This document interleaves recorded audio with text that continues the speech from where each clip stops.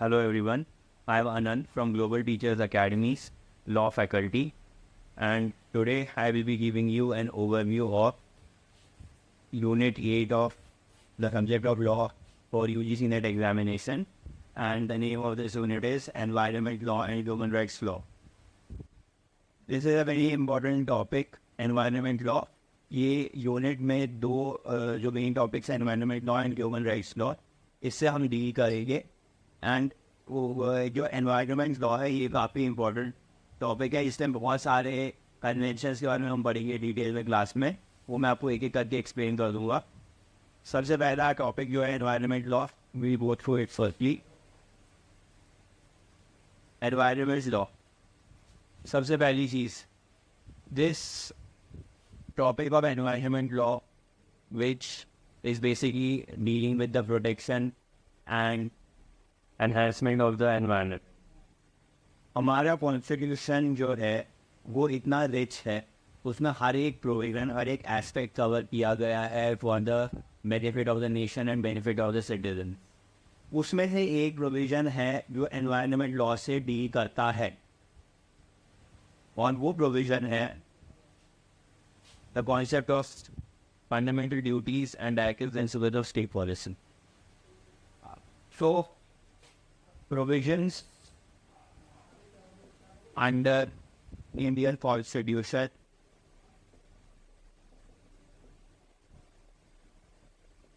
in dealing with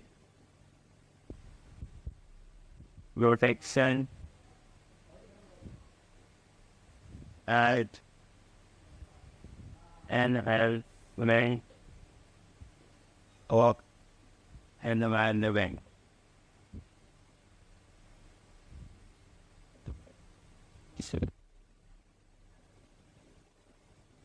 Fundamental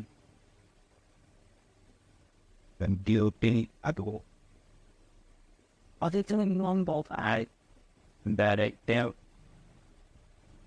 principles set out the so one our next fight is the about this stuff and I made it in the need to stay police.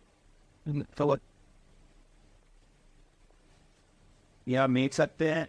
जैसे मैंने आपको बताया अभी, ये दो provision seal कर रहे हैं, environment protection and enhancement, fundamental duties and active principles of state policy. So जो इसमें the active principles of state policy है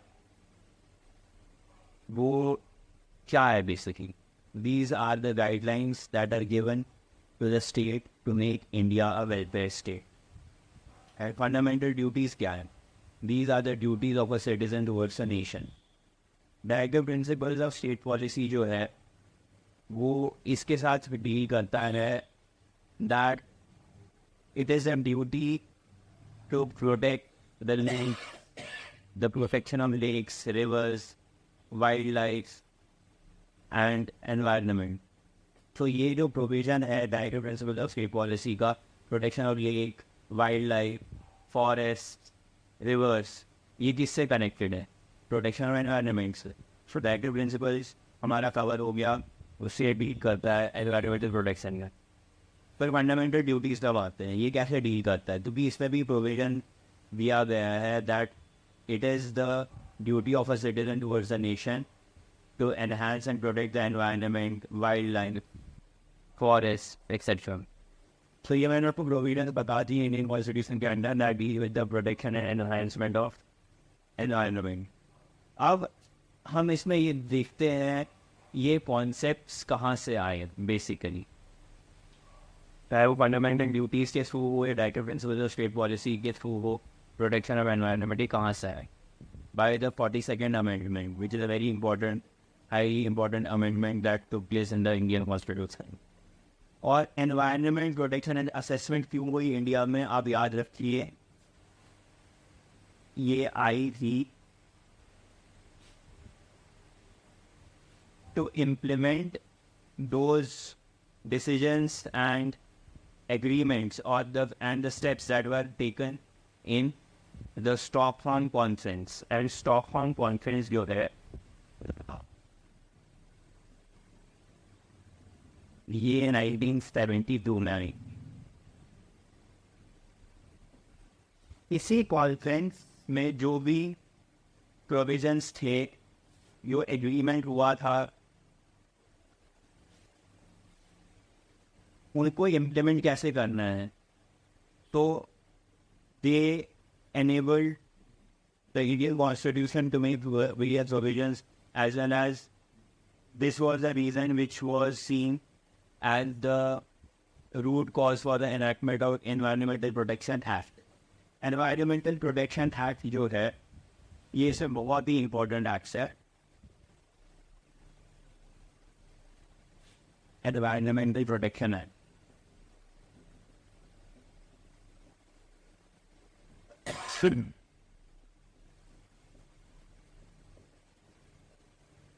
और ये कब आया था? 1986 में। तो जैसा कि मैंने आपको कहा, स्टॉकहोम कॉन्सेंसस के कारण ये सारे अमेंडमेंट्स हुए, चेंजेस हुए, इसकी वजह से environment protection act, not environmental, it is environment, हाँ basically environment protection act, environment protection act 1986 में लागू हुआ। सबसे पहली चीज इसमें ये आप समझ लीजिए that just because no conference 1972 में हुआ था, स्टॉकहोम कॉन्फ्रेंस, एनवायरनमेंटल प्रोटेक्शन सबसे पहले इंडिया में हुआ था थ्रू वेरियस स्टेप्स, सच है सबसे पहले आया था इंडिया में वाइल्ड लाइफ प्रोटेक्शन एक्ट।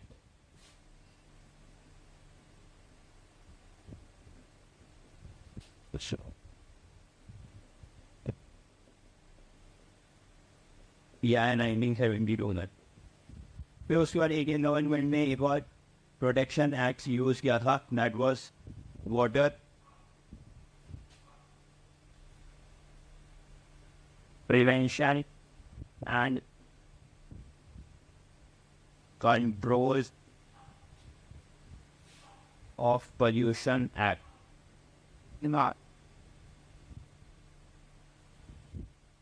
ये आया 1974 में। वाइल्ड लाइफ प्रोटेक्शन एक्ट वाले आया, ये नेशनल लेवल में जो चेंजेस आएगी इंडियन कॉन्स्टिट्यूशन में और प्रोविजन जो इंडियन गवर्नमेंट ने एक्ट किए थे in the wake of that Stockholm conference, ये मैं आपसे डिस्कस अभी कर रहा हूँ। वाइल्ड लाइफ प्रोटेक्शन एक्ट सबसे पहले आया था 72 में, 1972 में। उसके बाद water prevention and control of pollution act 1974। वैसे ही air prevention and control of pollution act आया था 1981 में। So 1981 में ये इम्पोर्टेंट प्रोविजंस आए थे। अब हम इसमें देखेंगे जो इतने सारे प्रोविजंस आए, ये सब कुछ हुआ, ये स्टॉकहोम कॉन्फ्रेंस की वजह से ही हुआ है। और एनवायरनमेंट प्रोटेक्शन एक्ट जो है, अब हम इसके बारे में डिटेल में हम पढ़ेंगे क्लास में, लेकिन आपको ओवरव्यू जो बता रहा हूँ इसका क्या क्या इम्पोर्टेंस था, तो मैं आपसे ये डिस्कस कर रहा हूँ। एनवायरनमेंट प्रोटेक्शन एक्ट जो 1986 में आया था, इसका क्या क्या इम्पैक्ट हुआ था। सबसे पहले जैसे देखिए, जो ये एनवायरनमेंट को प्रोटेक्शन एंड एनहांसमेंट के बारे में है, ये क्या, wild life protection act, it was basically dealing with the protection of wild animals, wild life, by classifying them as endangered species और what are vulnerable species, और उसके बेसिस पे जैसे प्रोविजंस आप देखेंगे कॉन्स्टिट्यूशन में प्रोटेक्शन के दिए गए हैं। अब एनिमल्स, तो there are some animals, there are many animals, not some, in fact many animals which you are not suppose to hunt, जैसे टाइगर है या कोई एंडेंजर स्पीशीज के एग्जांपल आप देख लीजिए, जिनका शिकार करना बिल्कुल जुर्माना है, उसमें जुर्माना लगता है, जुर्म है उनका शिकार करना। Water prevention and control of pollution act 1972 और एयर का आ रहा था फिर 1981 में। उसके बाद जो एनवायरनमेंट प्रोटेक्शन एक्ट है, इसका हम सिग्निफिकेंस अब देखते हैं। सबसे पहली चीज़ जो मैंने आपको समझाई थी, that it was all in the wake of that Stockholm conference of 1972। एक और चीज़ हुई थी इंडिया में, एक बहुत ही बड़ा डिजास्टर हुआ था जिसके कारण एनवायरनमेंट प्रोटेक्शन एक्ट 1986 जो इम्प्लीमेंट हुआ था, that was the Bhopal gas tragedy.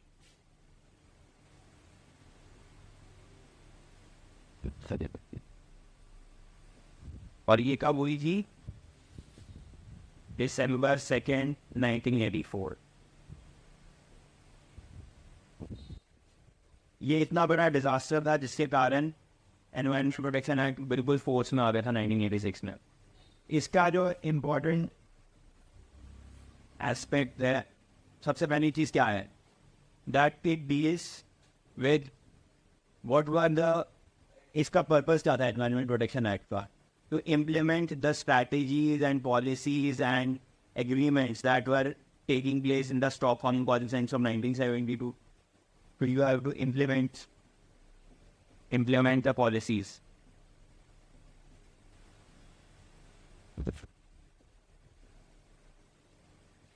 और ये कौन सी पॉलिसीज हैं which took place during the 1972 Stockholm Conference? Second, implement policies of Stockholm Conference on decisions taken in Stockholm Conference.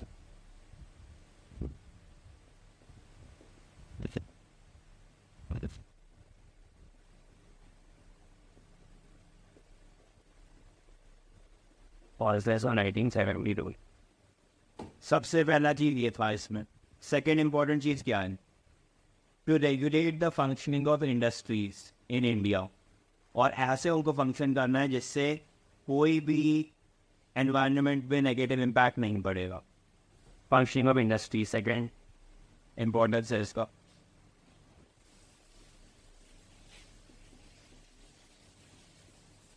Now coming to the third impact, that was functioning of agencies. There are many agencies that work for the protection and enhancement of environment. Functioning of agencies and basically functioning and coordination of agencies.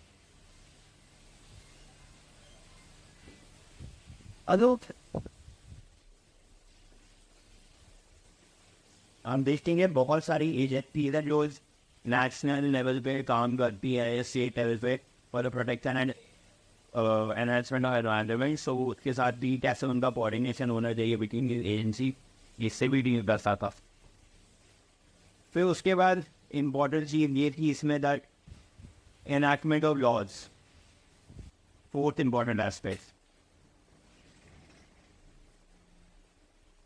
enactment of laws. What happens is your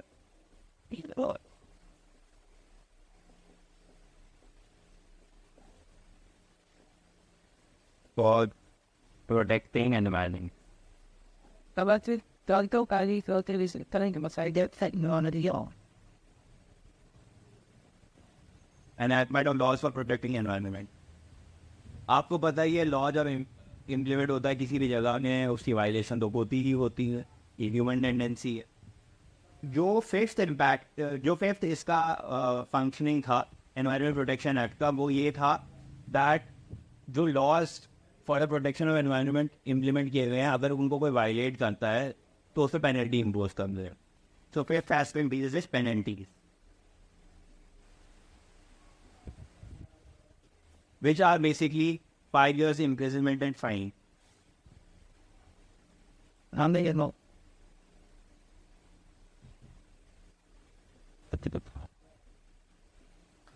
All the apology to I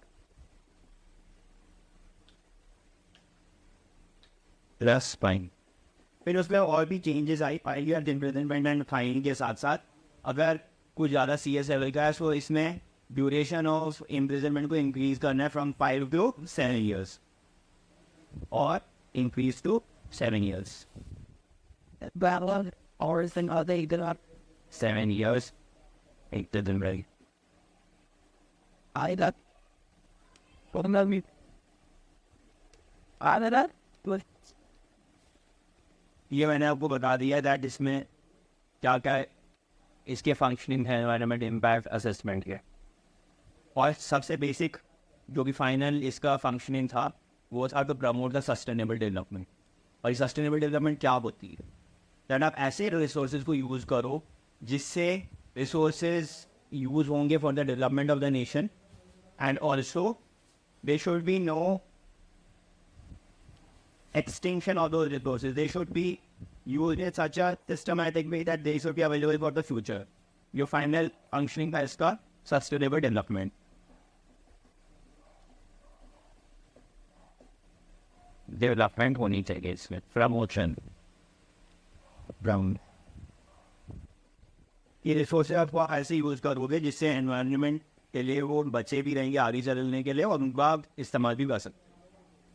तो ये मैंने जब आपको functioning बताई इसके environment protection act की, इसमें एक और ये मैंने आपके साथ जैसे अभी डिस्कस किया, बहुत इंपॉर्टेंट कॉन्सेप्ट ये एनवायरनमेंट लॉ में ये आपको पता होनी चाहिए, that what is environment impact assessment.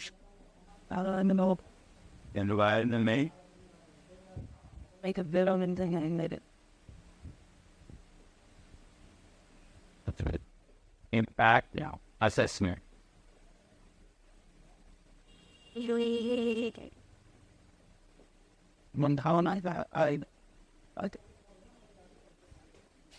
बहुत ही इम्पोर्टेंट टॉपिक है।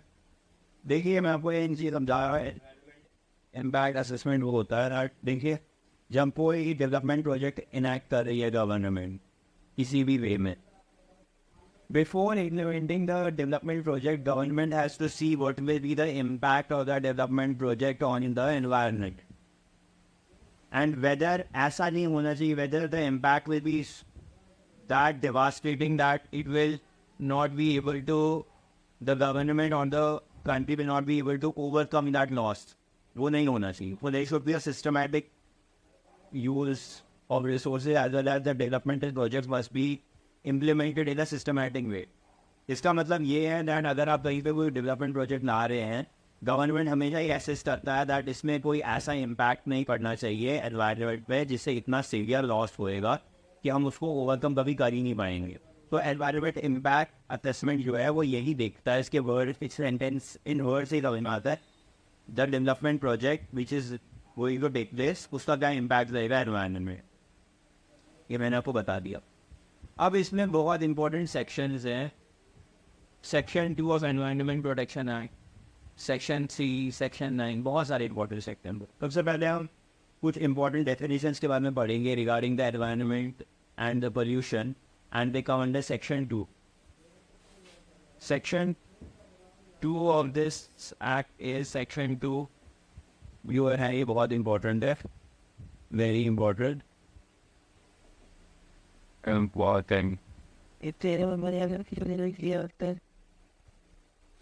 सेक्शन 2 के अंदर कुछ डेफिनेशन आती है। सबसे पहली चीज़ है, मैं आपसे कुछ ब्रीफली डिस्कस करना चाहूँगा जो सेक्शन 2 के अंदर डेफिनेशन आ रही है। What is environment pollutant? Meaning of the word environment pollutant, environmental pollute.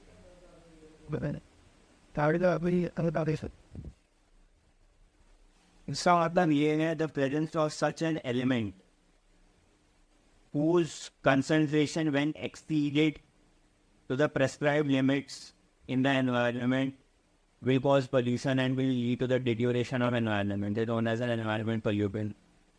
इसका मतलब ये है कि अगर कोई पदार्थ, कोई एलिमेंट, कोई ऐसी चीज़ जो एनवायरनमेंट में प्रेजेंट है अपनी हद से ज़्यादा, और उसकी हद से ज़्यादा जब वो प्रेजेंट होता है उसका नेगेटिव रिपरकशन नहीं होता है। और नेगेटिव रिपरकशन क्या होता है? It will lead to the environmental pollution and it has many hazardous impact. So हर एक उसका लिमिट प्रेस्क्राइब होता है कि अब किसी लिमिट से ज़्यादा वो अगर एलिमेंट प्रेजेंट है एनवायरनमेंट में तो उससे गड़बड़ हो जाता है, हैजार्डस इम्पैक्ट आने का। एंड व्हाट इज़, ये मैंने बोला एनवायरनमेंटल पोल्यूटेंट क्या होता है। अब मैंने एक और वर्ड आपको बताना है, एनवायरनमेंटल पोल्यूशन।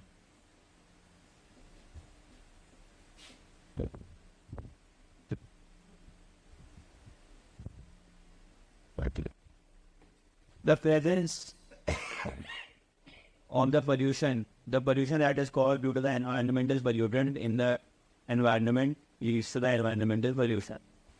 ये सिंपल है। अब इसमें बेसिक कॉन्सेप्ट हम समझते हैं ये टॉपिक से रिलेटेड। एनवायरनमेंट देखा मैंने आपको एनवायरमेंटल पोल्यूशन बताया था, एनवायरमेंटल पोल्यूटेंट क्या होता है वो भी बताया था। फिर इसमें अब एक चीज़ हम पढ़ेंगे एनवायरनमेंट खुद क्या होता है? Derived from French word environnement. French word.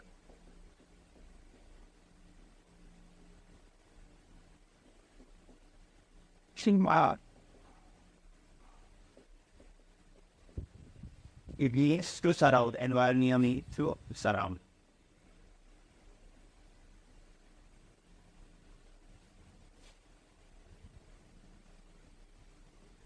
जो भी चीज़ आपकी सराउंडिंग में उसको एनवायरनमेंट कहते हैं.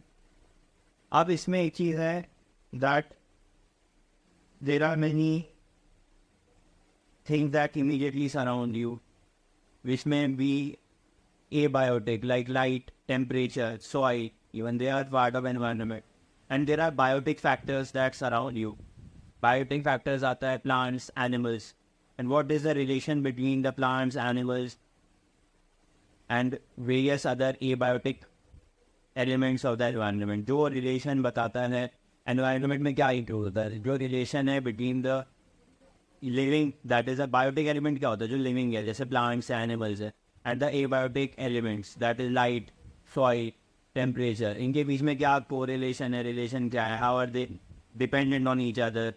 So these things are included in the word environment. फिर इसमें एक और important चीज़ है hazardous element. What is an hazardous element?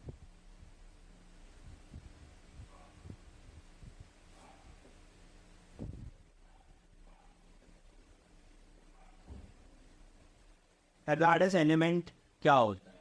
Hazard से क्या आप समझते हैं? कोई चीज़ बहुत हानिकारक, डेंजरस, हार्मफुल. सो ये हैजार्डस एलिमेंट वो एलिमेंट है या कोई ऐसी चीज़ जिसका फिजियोकेमिकल स्ट्रक्चर ऐसा है जिसके कारण एनवायरनमेंट में पोल्यूशन होता है.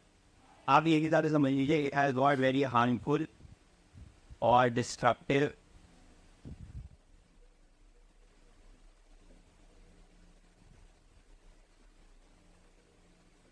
physiochemical structure.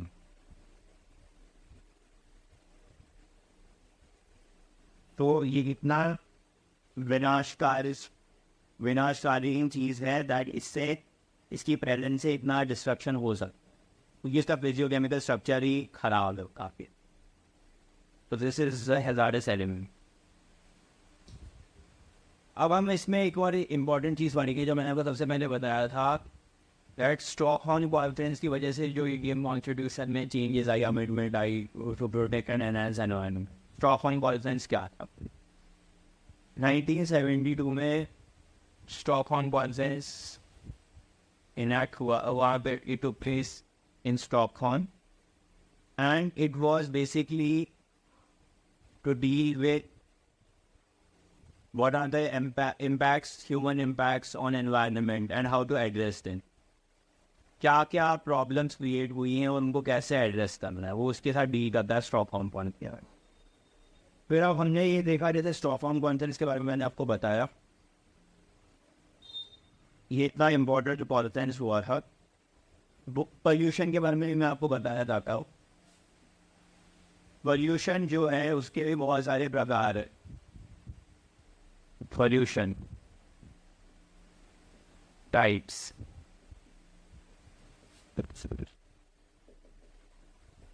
Air, water, soil. ये तो आपको सबको पता भी होगा, ये आपने स्कूल टाइम से ही पढ़ा होगा. Air pollution, water, soil pollution.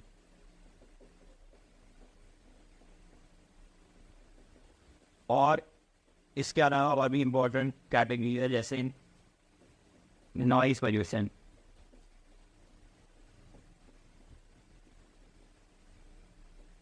Radio active pollution.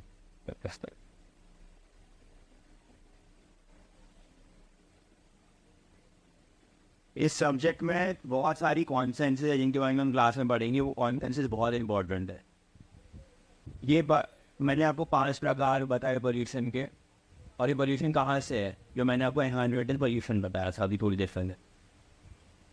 सो एनवायरमेंटल पोल्यूशन में जब पोल्यूटेंट की कंसंट्रेशन होती है बहुत ज़्यादा लिमिट में, वो पोल्यूशन कॉज करता है, so it spoils the environment.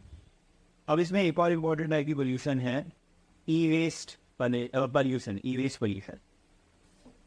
तो what is e waste pollution? हम पहले देखेंगे what are e waste. E waste pollution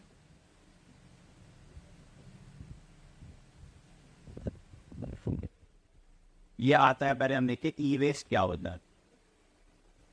e waste को जब ई वेस्ट पोल्यूशन और द ई वेस्ट डंपिंग से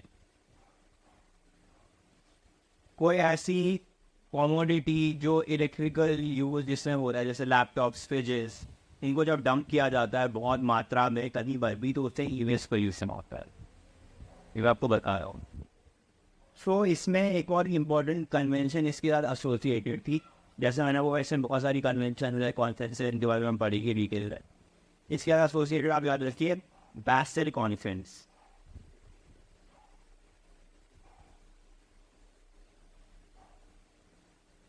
और इस बेसिल कॉन्फिडेंस से ये कहा था दैट ई वेस्ट डंप जब होता है, ई वेस्ट पोल्यूशन का जो सोर्स है, ई वेस्ट ऐसे आप डंप करेंगे जिसमें 60% of recycling of e waste has to be promoted. Basel conference क्या बात है? 60% of recycling.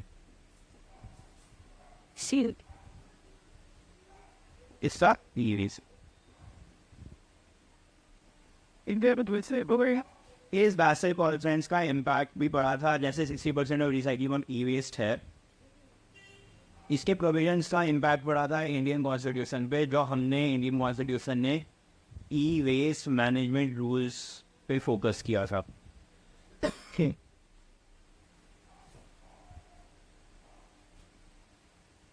E waste management rules जो है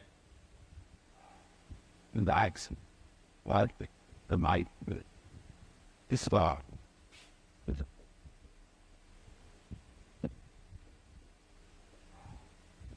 ये रिवाइज हुए थे in 2016 and what was that purpose? इन्होंने नोटिफाई किया था to various rules which were basically a revision of the earlier e waste management and to make changes or you can say update earlier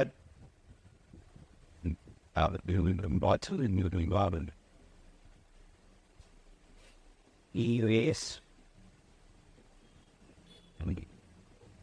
management and name rules। और ये कब आए थे previous वाले?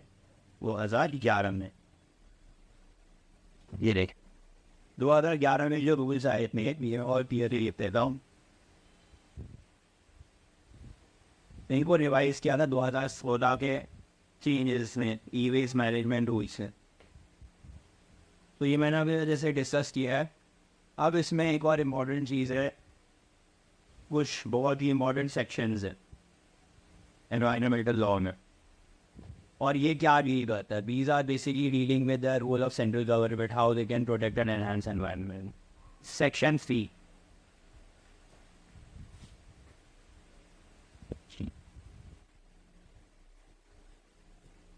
Section 3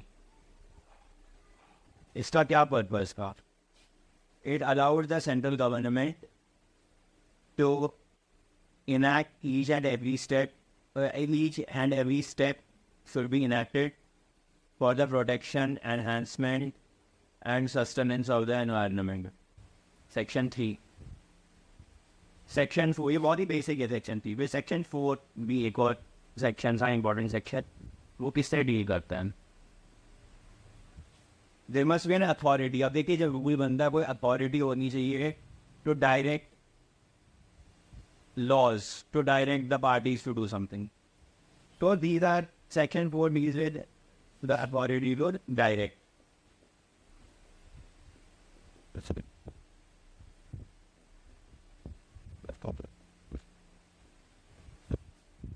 इसमें और भी इम्पोर्टेंट सेक्शन है। सेक्शन 8 डील करता है सेक्शन 8 जो है वो डील करता है any person who is handling any hazardous element, he or she must handle that element with those rules that are prescribed according to the law. So these are dealing with handling of hazardous element.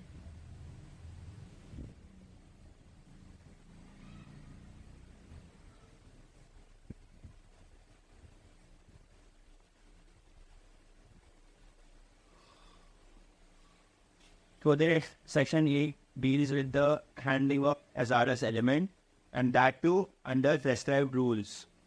तो कैसे उसको handle कर सकते हो.